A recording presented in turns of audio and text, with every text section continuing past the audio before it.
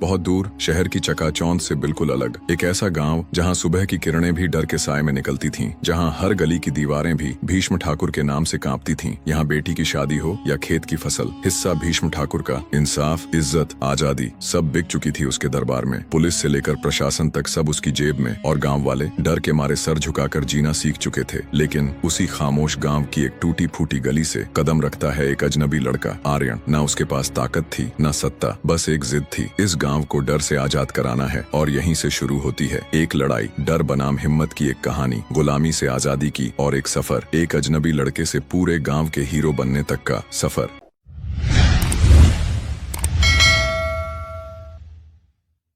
बहुत ही दूर किसी बड़े शहर में एक लड़का रहता था। आर्यन सीधा साधा, मगर जिंदगी से टूट चुका, अकेला, मायूस, हालात से परेशान, दोस्त नहीं, परिवार से अलग, जिंदगी से नफरत सी होने लगी थी। सोच लिया, अब जहां ले जाए किस्मत वहीं चला जाऊंगा। चल पड़ा, पैदल ही, बिना मंजिल के, दिन रात चलता रहा, भूखा प्यासा, जंगलों पहाड़ों से गुजरता रहा। एक दिन बहुत बड़े जंगल में पहुंच गया। वहां एक पेड़ के नीचे बैठकर जंगली अनार तोड़कर खाने लगा। तभी एक जंगली जानवर, शेर जैसा दिखने वाला लेकिन उससे अलग, उस पर हमला करने दौड़ा। लेकिन आर्यन डरने वाला नहीं था। उसे पास ही पड़ा डमरू जैसा लकड़ी का एक टुकड़ा मिला। वो जानवर उस चीज से डरता था। आर्यन ने हिम्मत दिखाई, डमरू जैसे लकड़ी को बजाते हुए जानवर को दूर भगाया। जानवर चौंक गया और आर्यन को पसंद करने लगा, जैसे जंगल का मालिक बन गया हो। वो जानवर आर्यन को अपने झुंड में ले गया। जंगल के बाकी जानवरों से मिलाया, खेलना, कूदना, तैरना, लड़ना सब सिखाया। आर्यन जंगल में ही 2-3 महीने रह गया। एक दिन जंगल में लकड़ी काटने आई दादी माँ। तभी एक जंगली भालू जैसा जानवर दादी माँ पर झपट पड़ा। आर्यन दूर से देख रहा था, फिर क्या, अपनी जान की परवाह न करते हुए दौड़ पड़ा। उसी डमरू जैसी चीज से भालू को डराया, भगाया और दादी माँ को बचा लिया। दादी माँ उसे पानी पिलाती है, खाना खिलाती है, बातें करती है, पूछती है, बेटा तू कहाँ से आया? आर्यन चुप, फिर धीरे धीरे बता देता है। दादी माँ उसे अपने गाँव चलने को कहती है। गाँव पहुँचते ही आर्यन देखता है एक लड़की, अन्वी, बहुत ही खूबसूरत, बहादुर, गुस्से वाली, समझदार। वो गाँव के कुछ गुंडों को अकेले ही बुरी तरह पीट रही थी। पूरा गाँव देख रहा था।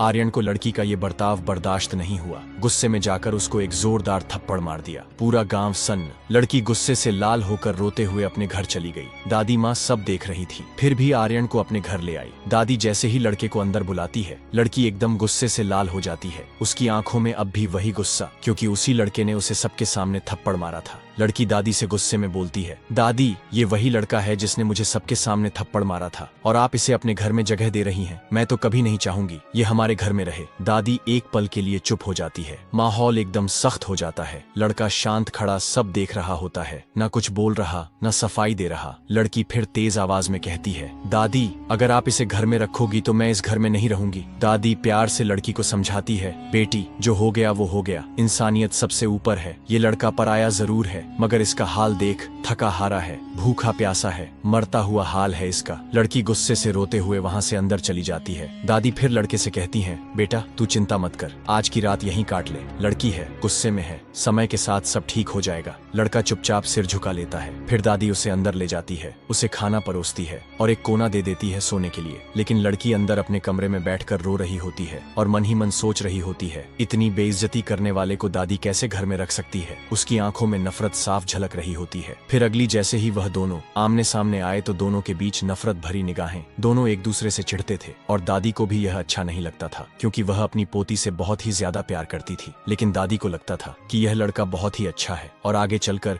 इन दोनों का कुछ हो सकता है, इसलिए दादी भी चुप थी। दिन बीतते गए, तकरार बढ़ती गई। 20-25 दिन तक दोनों एक दूसरे से नफरत करते रहे। रात का समय, लड़की अपने कमरे में है और दादी रसोई में कुछ काम कर रही है। तभी अचानक दरवाजा एक जोरदार धक्का मारकर खुलता है। 3 से 4 गुंडे अंदर घुस जाते हैं। उनके कपड़े गंदे, चेहरे खतरनाक, हाथों में लाठी डंडे। गुंडा गुस्से में चिल्लाते हुए, अबे कितनी बार बोला है, हफ्ता देने में देर मत किया कर, तेरे बाप का कर्जा अभी बाकी है, जल्दी से पैसा निकाल वरना सब सामान उठाकर ले जाएंगे। लड़की गुस्से से सामने आती है, हमारे पास देने को कुछ नहीं है, जितना था सब दे चुके, अब मत आना हमारे घर में। गुंडा हंसता है, बड़ी तेज हो गई है, लगता है आज तेरी अकड़ तोड़नी पड़ेगी। जैसे ही गुंडा लड़की की तरफ बढ़ता है, तभी पीछे से वो लड़का आ जाता है और एक जोरदार मुक्का गुंडे के मुंह पर मारता है। गुंडा लड़खड़ा जाता है। बाकी गुंडे लड़के की तरफ दौड़ते हैं। लड़का सबकी जमकर धुलाई करता है, किसी को दीवार से पटकता है, किसी को लात घूंसों से मारता है। अंत में सारे गुंडे डर के भाग जाते हैं। दादी डरते हुए लड़के की तरफ देखती हैं। बेटा, तूने आज हमारी इज्जत बचा ली। लड़की चुपचाप एक कोने में खड़ी, थोड़ी सी हैरान। पहली बार उसकी नजर बदली थी उस लड़के को देखकर, मगर मुंह से फिर भी गुस्से में बोलती है, हमें तेरी मदद की जरूरत नहीं थी, अपने रास्ते देखो। लड़का मुस्कुरा देता है। रात को लड़का दादी के पास बैठता है। लड़का, दादी, ये लोग कौन थे? क्यों डरते हैं सब इनसे? दादी धीरे से बोलती हैं, बेटा, ये इस गांव का सबसे बड़ा गुंडा है। नाम है भीष्म ठाकुर। पूरे गांव पर राज करता है। किसी की बेटी की शादी हो, किसी के खेत में फसल हो, हर चीज पर उसका हिस्सा है। लोग डर के मारे चुप हैं, मजदूरी कराते हैं, पैसा वसूलते हैं, विरोध करने वाले गायब कर दिए जाते हैं। पुलिस भी उसके इशारों पर चलती है। लड़का सोच में डूब जाता है। अगले दिन लड़का अकेले बैठा सोच रहा है, इस गांव को आजाद कराना पड़ेगा, ये डर का राज खत्म करना होगा। धीरे धीरे लड़का गांव वालों से मिलने लगता है, उनसे बातें करता है, उनका भरोसा जीतता है, सबकी तकलीफें सुनता है। वो खुद एक प्लान बनाता है, गांव वालों को एकजुट करता है, भीष्म ठाकुर के सारे धंधे की जानकारी जुटाता है, उसके खिलाफ सबूत इकट्ठा करता है, उसके गुनाहों का वीडियो बनवाता है, पुलिस प्रशासन तक पहुंचता है, गांव वालों को हिम्मत देना शुरू करता है। फिर एक रात जब भीष्म ठाकुर गांव में आता है वसूली करने, तो पहली बार पूरा गांव एक साथ उसके खिलाफ खड़ा हो जाता है। लड़का सबसे आगे खड़ा होता है। भीष्म ठाकुर गुस्से से लड़के से कहता है, तेरी हिम्मत कैसे हुई मेरे खिलाफ जाने की? लड़का डायलॉग मारता है, डर के साए में जिंदगी जीना बंद कर दिया है गांव ने, अब तेरा राज खत्म। फिर एक जबरदस्त फाइट होती है। लड़का और भीष्म ठाकुर आमने सामने, धुआंधार एक्शन, खून पसीना एक। आखिर में लड़का उसे हराकर पुलिस के हवाले कर देता है और गांव आजाद हो जाता है। अब लड़की पहली बार उस लड़के को अलग नजर से देखती है, इज्जत और सम्मान से, मगर फिर भी ताना मारते हुए कहती है, मत समझना, मैं तेरे फैन हो गई हूँ। लड़का मुस्कुराकर कहता है, पता है, अभी तो तुम गुस्से वाली शेरनी ही हो, लेकिन आंखों में दोनों के लिए एक हल्की मुस्कान, एक नई शुरुआत। धीरे धीरे उसके दिल में आर्यन के लिए कुछ बदलने लगता है। छोटी छोटी बातें, बहस से दोस्ती, दोस्ती से ख्याल, ख्याल से मोहब्बत। आर्यन भी अन्वी की बहादुरी, दिलेरी, सुंदरता और सच्चाई से प्रभावित हो चुका था। एक दिन जंगल के उसी पेड़ के नीचे जहाँ से कहानी शुरू हुई थी, आर्यन ने अन्वी से कहा, तू ही है मेरी जिंदगी की असली मंजिल। अन्वी रोते हुए गले लग गई। गांव वाले, दादी माँ, सब खुश। दोनों की शादी हो गई और आर्यन को जंगल का हीरो और गांव का राजा कहने लगे।